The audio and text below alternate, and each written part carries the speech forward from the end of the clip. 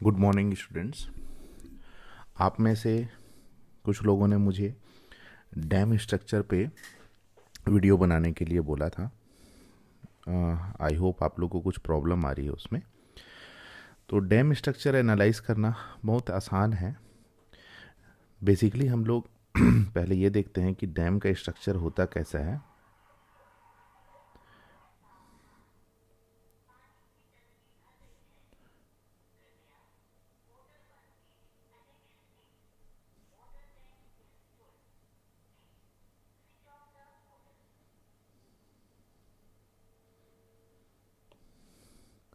ये कुछ ऐसा होता है और इसके पीछे की साइड पानी होता है। ठीक है, तो अब हमको इसका एनालिसिस करना है और बेसिकली आप लोग को ग्रेविटी डैम का एनालिसिस करना है। तो ग्रेविटी डैम क्या होता है? जो अपने सेल्फ वेट डब्लू के कारण इस लोड, अब ये पानी यहाँ है तो पानी यहाँ हॉरिजॉन्टल लोड लगाएगा। ठीक है, इस लोड को रजिस्ट कर ले। इस टाइप के डैम को हम लोग ग्रेविटी डैम बोलते हैं।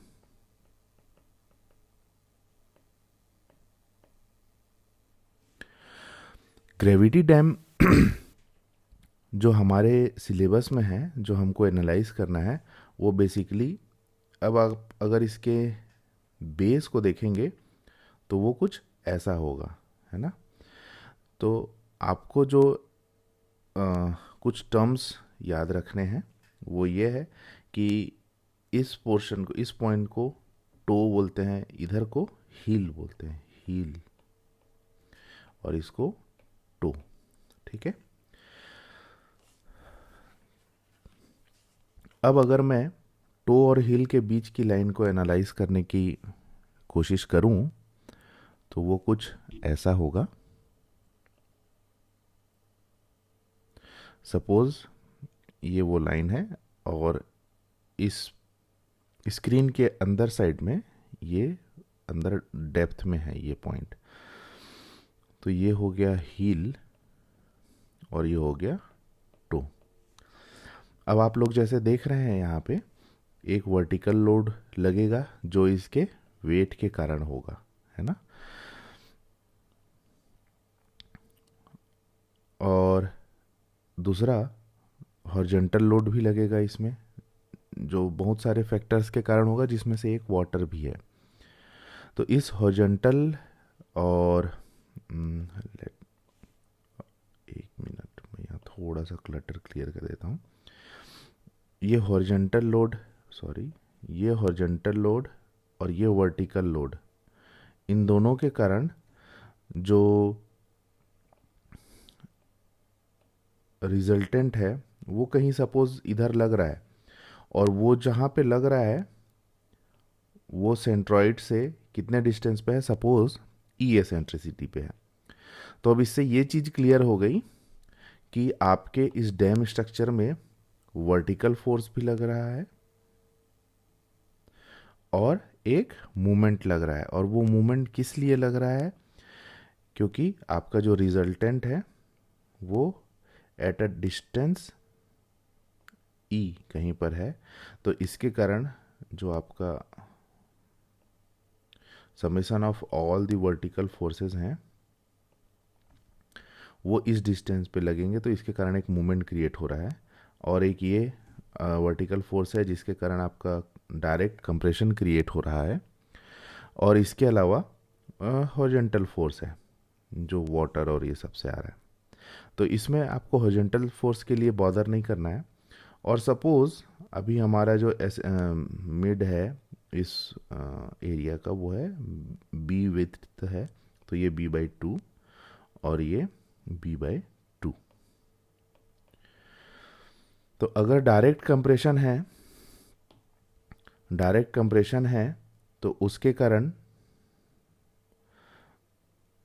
जो फोर्स होगा, सॉरी, जो स्ट्रेस होगा वो क्या होगा?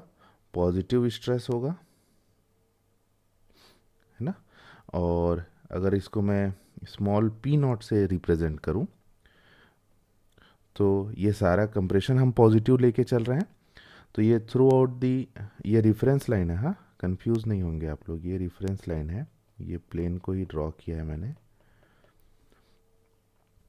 तो ये आ गया हमारा direct V, summation of V के कारण पी नॉट। और ये कितना होगा, इसकी वैल्यू कितनी होगी, ये अगर ये स्ट्रेस है तो P naught is equal to summation of all the vertical forces divided by area.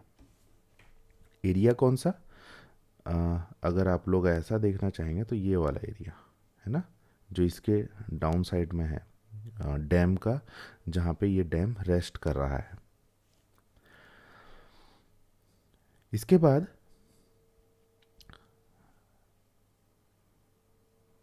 ये जो बेंडिंग के कारण स्ट्रेस आएगा उसको हम लोग ड्रॉ करने की कोशिश करते हैं। तो जैसा कि हमने पहले भी पढ़ा है बेंडिंग फॉर्मूला में कि बेंडिंग के कारण जो स्ट्रेस आएगा वो कैसा आएगा, एक साइड पॉजिटिव होगा और एक साइड नेगेटिव, है ना।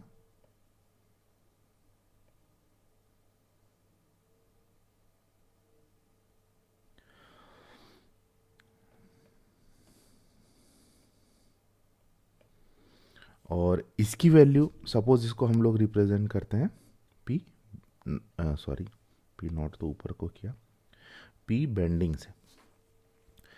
तो इसकी वैल्यू क्या होगी, तो आपको पता है प्योर बेंडिंग फॉर्मूला हमने क्या लिखा हुआ पढ़ा हुआ है, sigma upon yes y is equal to M upon I, है ना। और यहाँ पे सिग्मा की वैल्यू पी बी है तो it will be M upon I into y. अब ये आई कौन सा आई होगा, आई एक्स एक्स। और अब अगर इसकी कुछ एनालिसिस करते हैं, अब इन दोनों के कारण, क्योंकि ये दोनों फोर्स लग रहे हैं, इन दोनों के कारण हमारा जो रिजल्टेंट होगा वो कैसा होगा। सपोज ये आपका प्योर वर्टिकल एक्शन के कारण आया, प्लस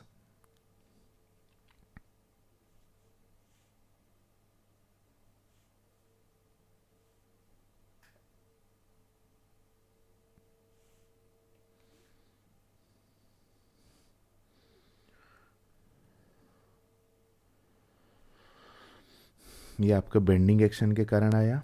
तो आपका जो फाइनल इन दोनों का सम अप होगा वो क्या होगा, इस एंड पे होगा P naught minus P B, और यहाँ क्या होगा P naught plus P B. Simple है। तो final stress F is equal to क्या होगा, समेशन ऑफ oops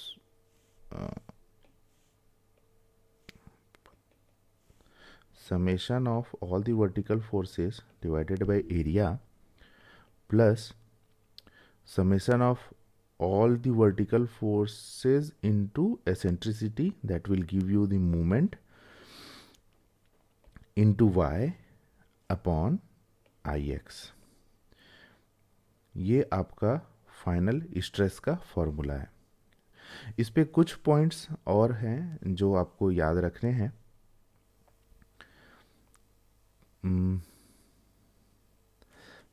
एक पॉइंट जिसमें बोलते हैं मिडिल थर्ड रूल, उसका ये कहना होता है कि सपोज जब आपका ये डैम स्ट्रक्चर है और ये आपका फाइनल स्ट्रेस आ रहा है,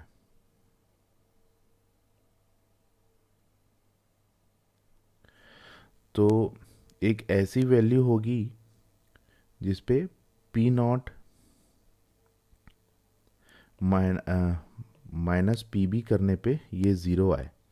और अगर इससे बड़ा हो गया पी बी, यानी कि पी नॉट से बड़ा हो गया पी बी, तो इस पॉइंट पे फिर क्या होगा, टेंशन आना चालू हो जाएगा, और वो हम अवॉइड करना चाहते हैं। तो ऐसे केस के लिए हम क्या करेंगे, इसको लिमिटिंग सेक्शन में डिज़ाइन करेंगे, जिसको हम लोग बोलते हैं लिमिटिंग इसेंट्रिसिटी।